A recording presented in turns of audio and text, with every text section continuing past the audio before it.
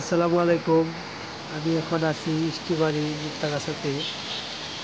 এখানে আসলে আপনারা আর্টিফিশিয়াল একটি বৃষ্টির অস্থির ফিল পাবেন, যেটা আপনাদের অনেক ভালো লাগবে।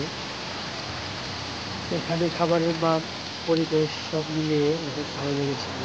আশা করি আপনাদেরও অনেক ভালো লাগবে।